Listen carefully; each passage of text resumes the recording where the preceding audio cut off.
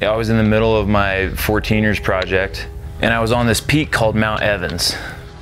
There was like mist, all the rocks were covered in rime, it had just snowed, it was super cold, windy, and it had taken me hours to get there, and it was a long, really hard day. And it just kind of hit me at that moment, like, this is something that I've fought for in the military, this public land.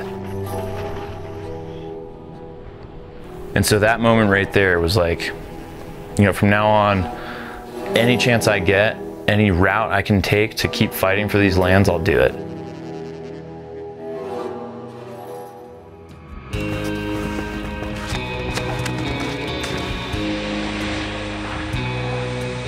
Josh's skill set is both in the mountains and in interacting with people.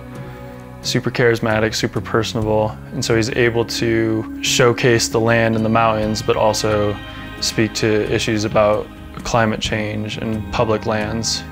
That's probably what strikes me the most. Besides his ability to not feel pain, never quit, his legs don't get tired.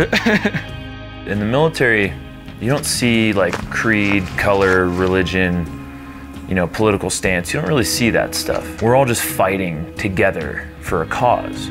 So anyone, anytime, I'll take them out climbing, I'll take them out skiing, whatever.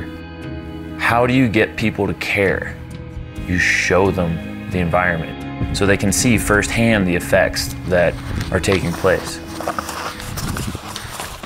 For instance, in Colorado, one thing that we have here, and a lot of western states, have a big beetle problem in the trees and in the forests.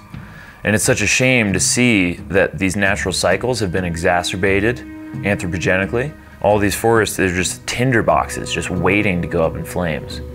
So the best way in my eyes to get more people to care about environmental issues is to bring them into public lands.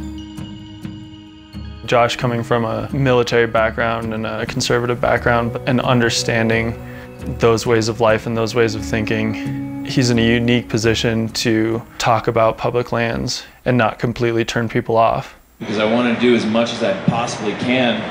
You know, working with nonprofits like Western Resource Advocates, Protect Our Winters, going to DC, lobbying, you know, using that voice. We need an approach to land management that balances uses, mitigates climate pollution, and prevents industries from speculating in public lands owned and defended by all Americans. Thank you. Being an activist is speaking truth to power. And in this area, that power is the corporations that are here and the extractive industries. And the truth is that we all need these lands. So being an activist is speaking for that land and speaking for those people that rely on it.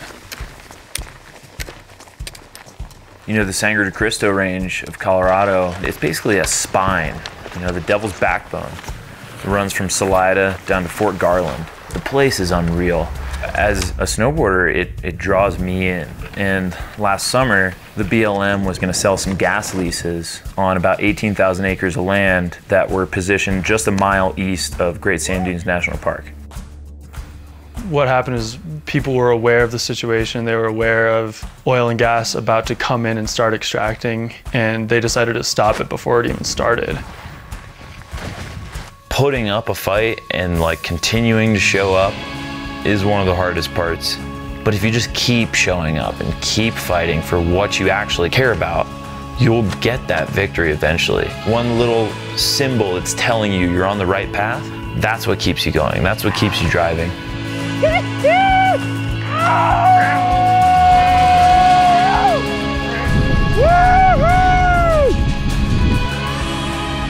There's so many different ways to take up this fight and, you know, different ways of activism. You can go to rallies, you can, you know, write into your government, you can just take somebody outside.